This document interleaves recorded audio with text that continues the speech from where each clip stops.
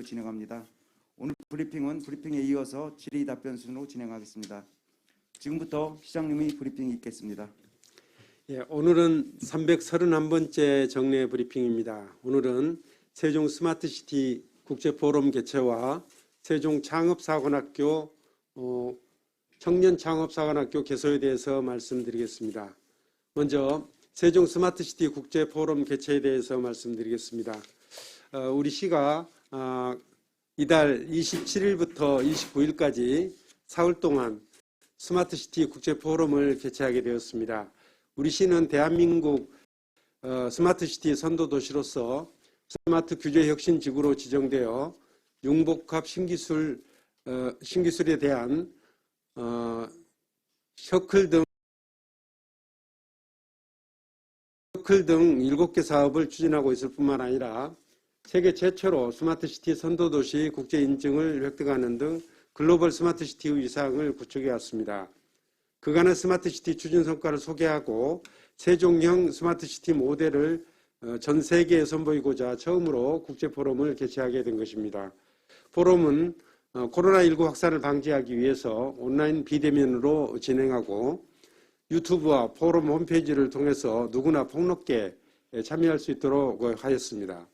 포럼의 주제는 스마트시티 세종이 답하다이며 세종시가 스마트시티에 대한 시민들의 질문에 답을 한다는 의미도 있고 스마트시티의 핵심 주제인 우리시 영문 이니셜인 SEJONG 6개의 키워드로 정리해서 논의하겠다는 뜻도 담겨져 있습니다. 우리 세종시는 이번 포럼을 위해서 시민들이 참여하는 추진위원회를 작년 2월 달부터 구성해서 준비 단계부터 시민과 함께 운영을 해오고 있습니다. 이번 포럼에서는 AI와 빅데이터, 자율주행 등 최신 기술뿐만 아니라 시민과 함께 만드는 스마트시티 운영 모델 등 30여 개의 다양한 주제에 대해서 논의를 진행할 예정입니다. 첫날인 27일에는 기조 강연으로 국제포럼을 시작합니다. 해외 기조연사로는 블룸버그 선정 세계 최고 미래학자인 제이슨 션커 회장이 코로나 이후 도시의 미래와 세종시의 대응 전략에 대해서 발표를 하게 되고 국내 기조연사로서는 세종 스마트시티 국가시범도시 총괄계획가인 정재승 카이스트 교수가 국가시범도시 구상과 융복합 플랫폼 도시에 대해서 발표를 할 예정입니다. 그 외에도 권위 있는 해외 및 국내 전문가들이 다수 참여해서 스마트시티에 대한 토론을 진행하게 됩니다. 스마트시티 국제포럼의 추진 방향에 대해서 말씀드리겠습니다. 이번 포럼에서는 한국판 뉴딜의 핵심 사업인 스마트시티 추진과 관련해서 국내외 우수 사례와 비전을 공유하고 행정수도인 우리 세종시의 특성을 살려서 정부 부처와 국책연구기관이 함께 스마트시티가 나아가야 될 방향에 대해서 논의할 예정입니다. 그리고 현대차와 LG CNS, 네이버 클라우드 등 국내 유수 기업과 우리 시에서 최신 기술을 실증하고 있는 스타트업들도 세션에 참여하게 될 예정입니다. 특히 포럼 연계 행사로 스마트시티 혁신 창업 사례와 자율주행 실증 규제자의 특구 추진 성과를 공유하는 자리도 마련하였습니다. 아울러 다양한 국가와 도시를 비롯해서 스마트시티 분야 논의를 선도하는 국제단체들도 참여하는 등 글로벌 네트워크를 구축하는 계기가 될 것으로도 기대되고 있습니다. 마지막 날인 29일에는 세종 스마트시티의 글로벌 진출 전략을 모색하기 위해서 국가기술표준원, 영국표준협회 등 국내외 전문가들이 머리를 맞대고 토론을 진행할 예정입니다. 우리 시는 이번 포럼이 스마트시티의 추진 성과를 지속적으로 확산할 수 있는 계기가 될 수 있도록 노력하겠습니다. 현재 포럼 홈페이지 기업 소개란에 우리 시 관내 기업과 국가시범도시 오한 콘소시엄의 참여 기업의 정보를 게시하고 온라인 상담 창구로도 활용하고 있으며 포럼 종료 후에는 홈페이지를 강연 영상과 콘텐츠 등 다양한 각종 자료를 관리하는 스마트시티 아카이브로 전환해서 시민들은 물론 전문가들도 쉽고 편하게 스마트시티를 접할 수 있도록 하겠습니다. 우리 시는 이번 포럼을 통해서 전 세계에 세종 스마트시티 추진 성과를 알리고 공유하는 한편 스마트시티라는 것이 막연하고 어려운 것이 아니라 첨단 정보통신 기술을 활용해서 시민 스스로 도시의 문제점을 발굴하고 또 해결책을 만들어 나갈 수 있다는 점을 널리 인식시키고자 합니다. 우리 시는 앞으로도 경년제로 국제포럼을 개최하게 될 예정입니다. 금년도에 제1회 국제포럼이 개최되고 내후년 2023년에도 제2회 국제포럼이 개최되게 될 예정입니다. 시민 여러분들과 함께 다양한 주제로 스마트시티의 미래를 논의할 수 있게 되기를 기대합니다. 이어서 두 번째로 우리 시 지역산업혁신을 주도할 세종 청년 창업사관학교 개소에 대해서 말씀드리겠습니다. 최근 새로운 기술과 비즈니스 모델을 토대로 한 일자리와 부가가치 창출이 중요한 화두로 떠오르고 있습니다. 특히 잠재력을 갖춘 청년 창업가를 발굴해서 미래 산업의 경쟁력을 확보하는 것이 매우 중요해졌습니다. 산업 현장에는 기술력과 아이디어는 있지만 경험도 부족하고 자금도 부족하기 때문에 실패하는 청년 창업가들이 적지 않은 실정입니다. 우리 시는 청년 창업사관학교를 설치해서 체계적인 창업 교육 기회를 제공하고 청년 창업가들의 안정적인 성장을 지원하고자 합니다. 청년 창업사관학교는 청년 창업가를 발굴해서 창업계획의 수립부터 사업화에 이르기까지 모든 과정을 지원하는 사업입니다. 중소벤처기업진흥공단에서 주관하는 사업으로 사업비는 36억 원이 책정되어 있습니다. 지원 대상은 기술집약업종의 창업 초기 중소기업으로 연간 청년 창업가 30명을 선발하여 교육을 할 계획입니다. 8개월의 교육 과정 동안 입교정 창업 역량 강화 교육을 시작으로 사업계획 수립과 제품 개발, 시제품 제작, 마케팅 전략 수립 등 단계별로 집중적인 지원을 하게 될 것입니다. 그리고 지역 특화 프로그램으로 스마트시티 민관학 네트워킹을 통해서 입교생의 창업을 지원하고 지역산업계의 성장도 도모하고자 합니다.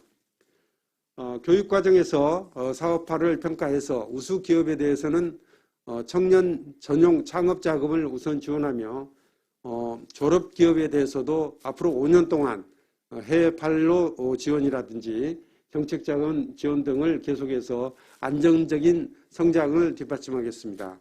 지난 1월 입교생 공개 모집 결과 모두 113명이 지원해서 3.7대1의 경쟁률을 기록하였으며 심층 평가를 거쳐서 지난달 입교 대상자 30명을 선발하였고 이 30명 중 70% 이상이 우리 세종시 소재 기업입니다. 이번에 선발된 창업가는 정보통신, 전기전자, 기계소재, 화공섬유, 바이오, 의료, 생명 등 5개 분야의 기업들로서 스마트시티와 자율주행 산업 등 세종시 미래 먹거리 창출에 큰 도움이 될 것으로 기대하고 있습니다. 우리 시와 LH는 청년 창업사관학교 운영과 관련해서 다정동 7단지 임대상가 44개 실을 무상 사용하는 데 합의하였습니다. 이 중 19개 실을 공용공간으로 사용하기 위해서 리모델링을 진행하고 있습니다.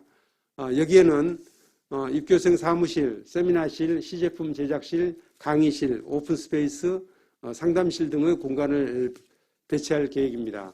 다음 주 리모델링을 마치고 4월 21일 세종 청년창업사관학교 개소식을 개최할 예정입니다.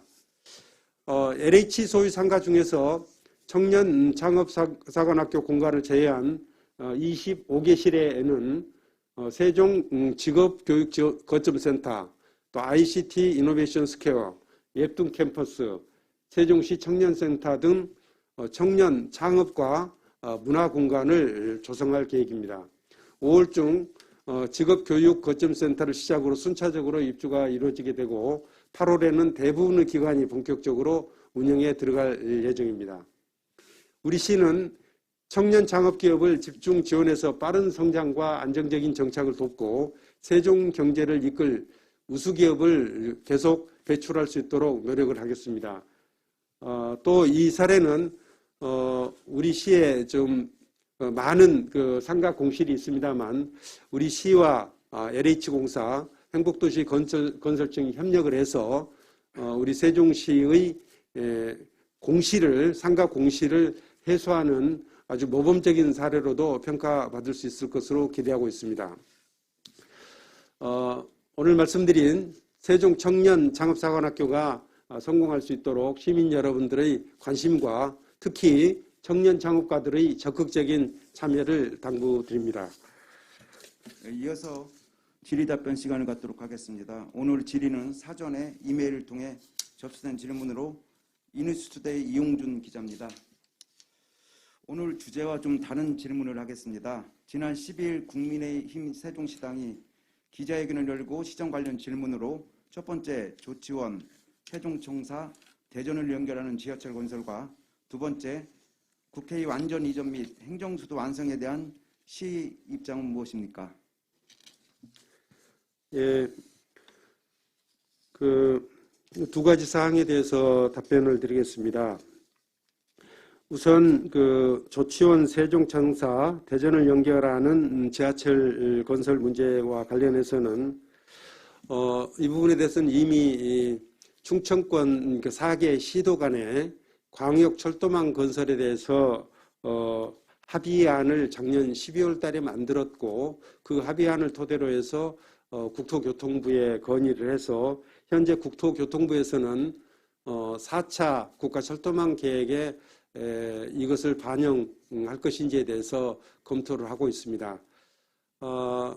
이 계획에 대해서는 조만간 결론이 날 예정이기 때문에 지금 단계에서 어떤 수정안을 제안한다는 것은 적절치 않은 일이고 또 한 가지는 이번 철도망 계획에는 주로 그 중요 출발 지점과 그 종점 이런 것들이 표시가 되어 있습니다. 예를 들자면은 대전 그 반성역에서 우리 정부 청사역을 거쳐서 조천역 그리고 오송역 그리고 마지막으로 청주공항역으로 연결하는 이런 노선에 대해서 지금 건의를 들여오는 상태이고 이 안이 이제 국가철도망 계획에 반영이 되게 되면은 우리 이제 세종시 내를 어떤 노선으로 지나갈 것인지에 대해서는 앞으로 이제 지형이라든지 지작물 이런 부분에 대한 기술적인 검토도 필요할 것이고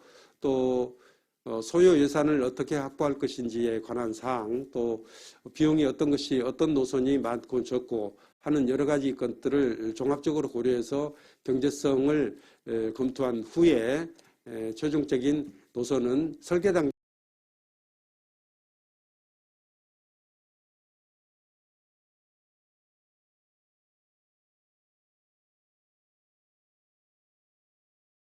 단계에서 마무리될 예정입니다.